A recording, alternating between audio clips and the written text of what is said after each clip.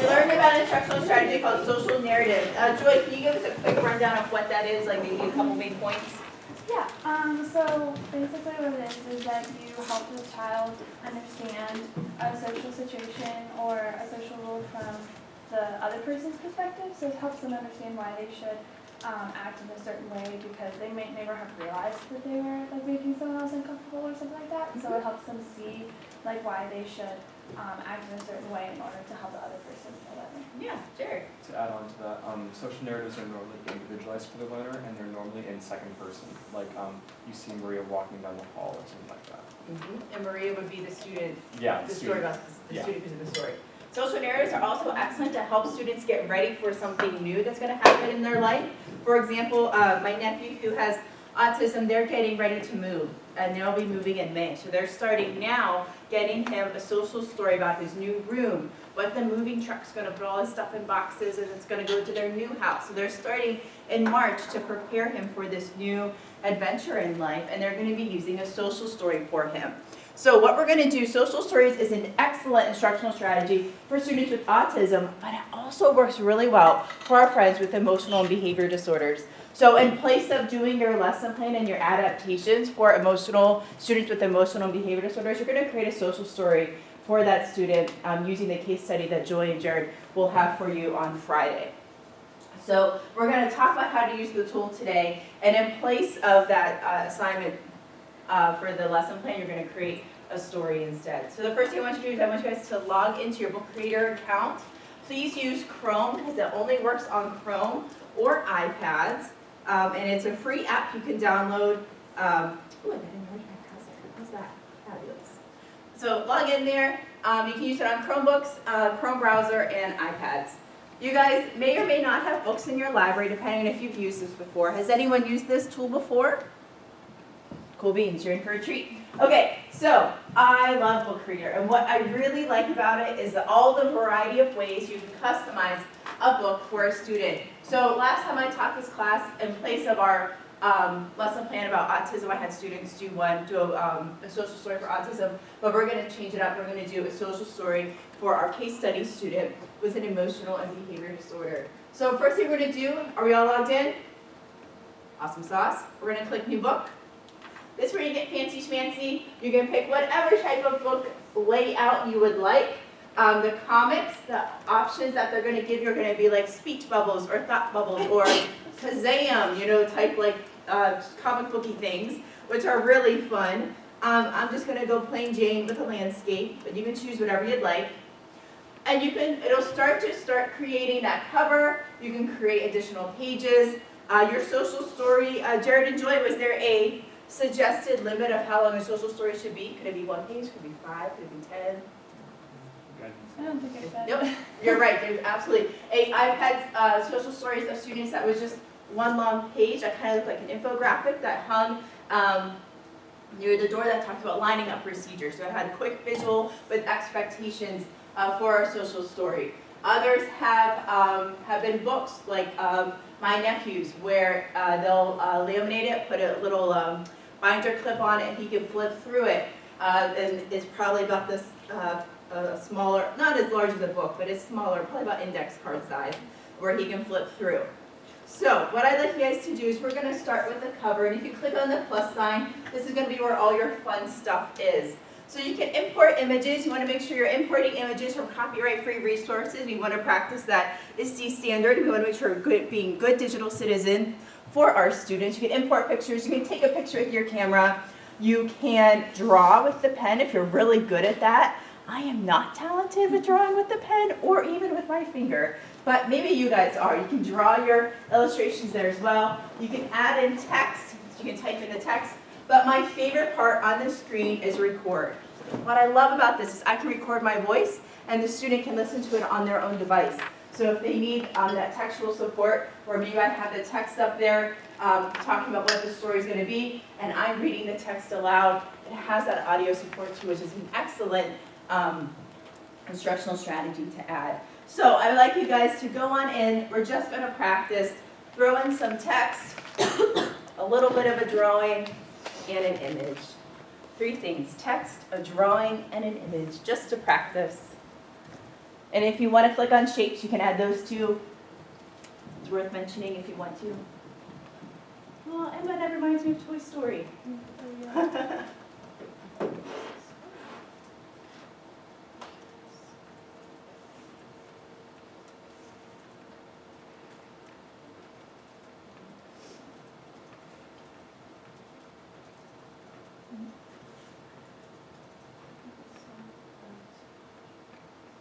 When I was in the classroom, we used social stories whenever we had things that were out of the ordinary happen on our schedule, like getting ready for an assembly. What's our assembly going to be about? Who's going to come visit our school? What are our expectations for participating in the assembly? Whenever we're going to go on Fridays, we would always go swimming at the Y. So we would take our students and we would go on over there. So we'd have a little social story about swimming, and we get on the bus, and what's going to happen, we get on the bus, we're going to go to the Y, and we're going to be able to get in our swim trunks or our swimsuits and get into the pool and swim a little bit, and we'll get back on the bus and go to school, go back to school. Going to a field trip, so we would go to kind of like the one that's out in Newcastle, like that Living Treasures, we would go to that. So preparing them for the different things that they're going to see and experience. Okay, hopefully we've had some time to add in a picture, some text. Much better drawing than that. As you can see, whenever you're doing your drawing, you can add in different colors and you can erase as well. Bless you, bless you. All right, so the italicized I icon up there, that changes the background. You can have it be fancy or just a plain background. And if you click on that plus sign, it's going to open up some more options for you.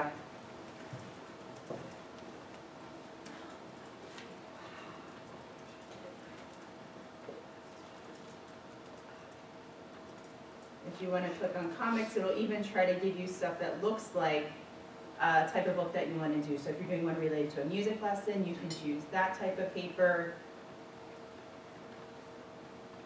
Patterns, textures, all sorts of different options within the page background.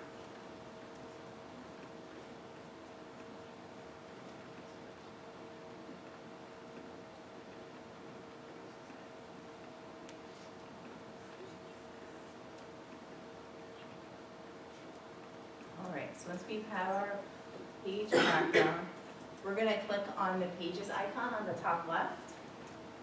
And it's going to show you, depending on which style you chose, it might show you a different number of blank pages. But to add more pages, you can click on the three dots, or if you want to call that the snowman, you can click on the snowman, and click Insert, and it's going to insert a new page. If you notice, if you mouse over it, you can pick up pages and move them around in your story, similar to Animoto if you've used that before. And when you click on a page, it's going to open that up, and you can add your content to there, add your images, just the same stuff that you saw for the cover, but you can add in your pictures, your text, your drawing, all sorts of things. So to see your book all created, we're going to talk about that next. I want you guys to do another practice page, so do make page 2, just for practice, and then we are going to play our book, and you guys can see what it will look like. Whenever it's ready to rock and roll.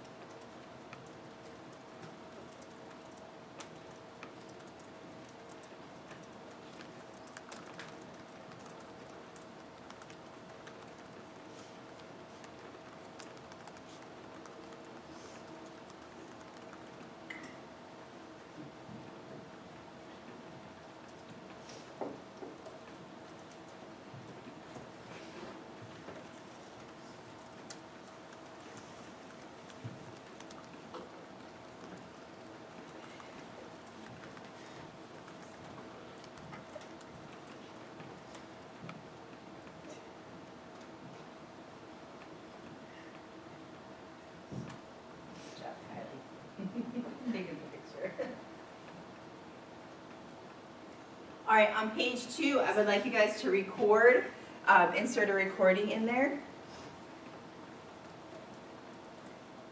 So it would be you reading the text, be you adding a little bit more to the story.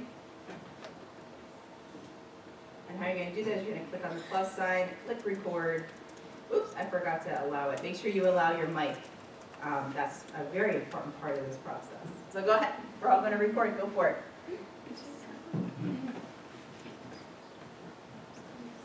And then click start recording.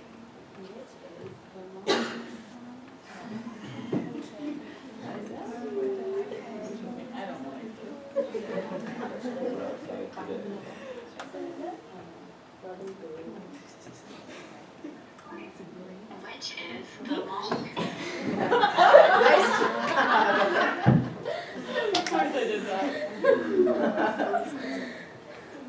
All right, once we have our recording done, to view your book, you're gonna click on the play button. Oh, God. Yeah, your turn. And if you have read to me, it's gonna read the text aloud. I don't know if you guys saw that.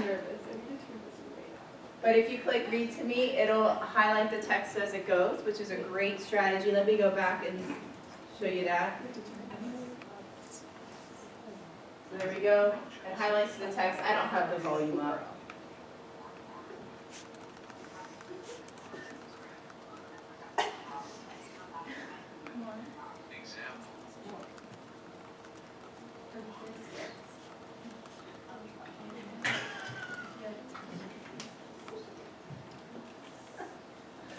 All right, a few things I want to show you in Book Creator is whenever you're in the play mode, you can do the read to me option, but if you click on the settings, that little gear, it's going to give you some other options. So it's going to ask you, do you want side-by-side pages to have it look like a real book? Do you want it to highlight words? You can turn that off or on.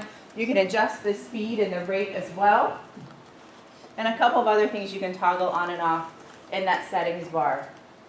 To share it, this is important because you're going to need to share it with me whenever you submit your work.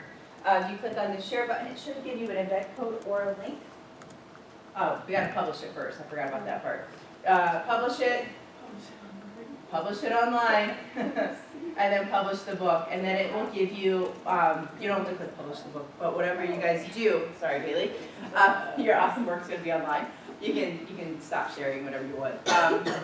It's going to give you a link and an embed code. So if you want to embed it into a portfolio, I don't know, maybe your digital one, it kind of would look great under Domain 2. You can do that. But for the project, you're actually going to just send me the link. You're going to turn in the link on Teams. And remember, we're going to create a social story for the case study that Jared and Joy is going to give us on Friday. All right, so that's Book Creator. What questions do you have about it?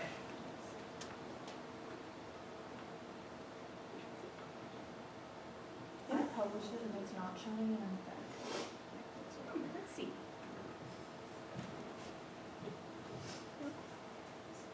Publish online, and then see what it does. Copy link to share.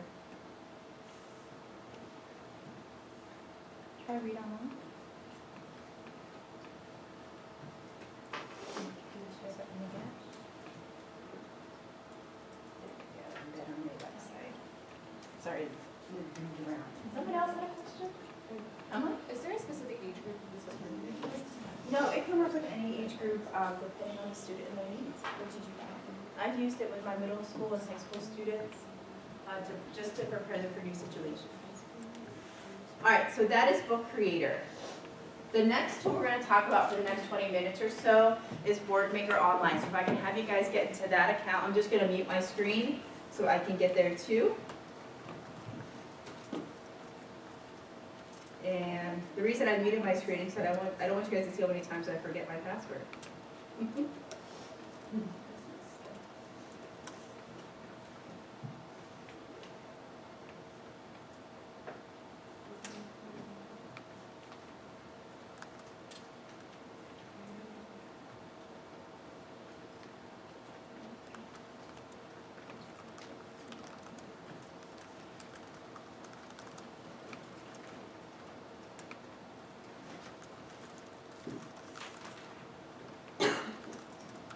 All right, whenever you guys get into your Boardmaker account,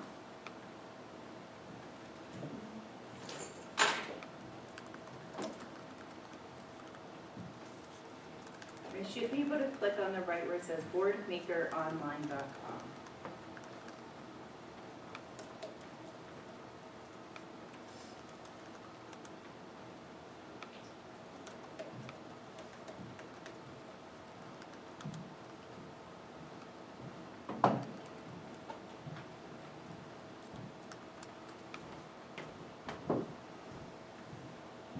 Once you're logged into your BoardMaker account, you should be able to click boardmakeronline.com. It's towards the top right of the screen. Yeah, and just click there. There you go, you're right where you need to be. And if that's where you're interested in clicking right there, BoardMaker Online. You're good, Hannah. Great job, Lauren.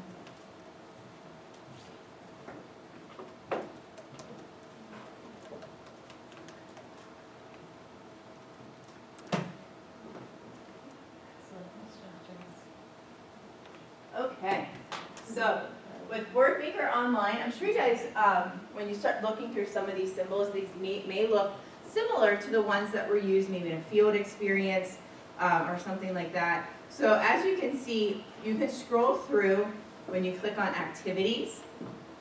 It's going to give you lots of options to choose from. These are already created activities that use visual cues to help our students with autism.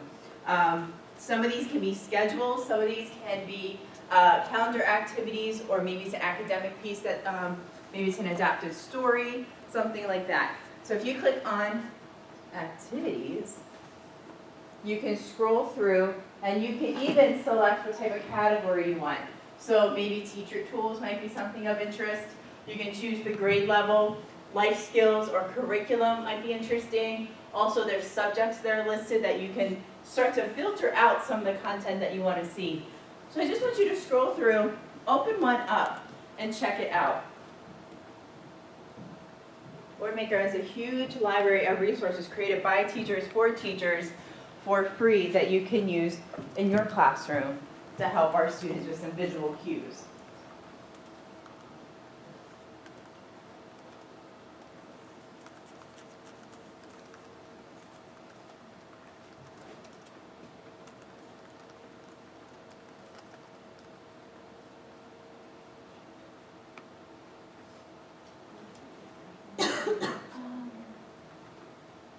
BoardMakerOnline.com. Now give it a second and click activities. There you go. Angie, you're good. I know you're looking. Oh, this row looks awesome. Nice job, guys.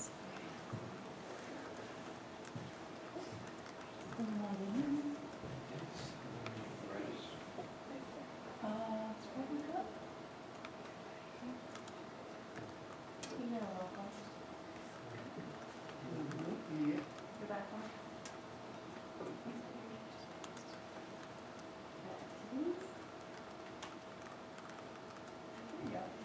No problem, that's good. Just have to do this way.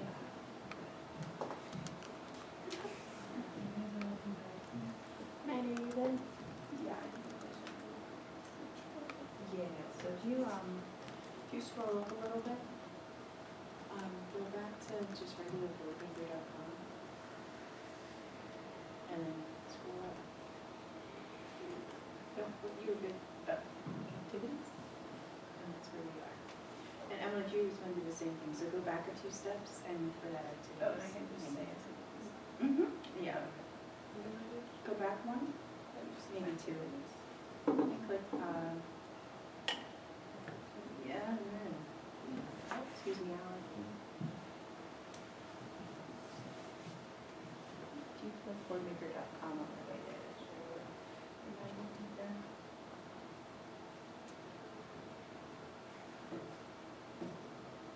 Oh. I go to community. There you go, so you can search through it, it just looks different. Then you go back one there, Joy. There you go, you're good, you're under activities. Sorry, that's my phone. Summer 6, I'm wondering if that's what this call is about. Please, would you say? Yep.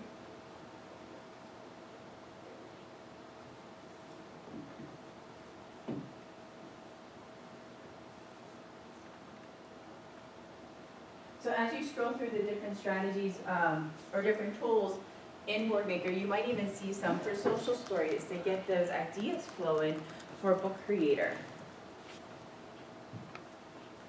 Some of the stuff you might find might tell you steps on how to do something. This is a tool that's frequently used in classrooms, like autistic support classrooms, multiple disability, things like that.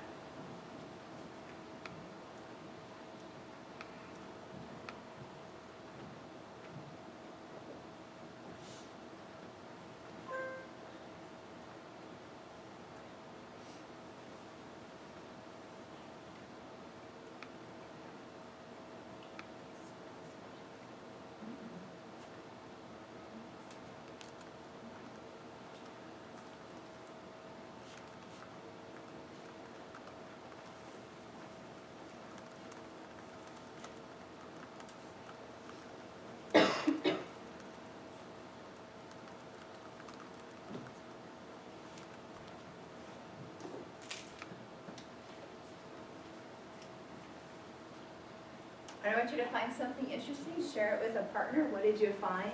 What's something maybe you can adapt for your classroom, or think through how to meet the needs of the students in your class using Boardmaker.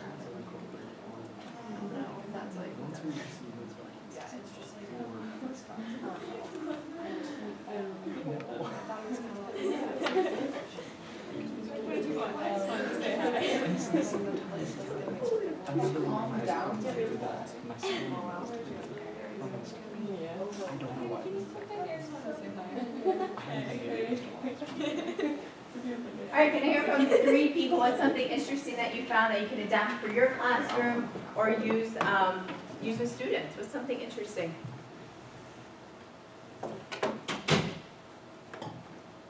Joy.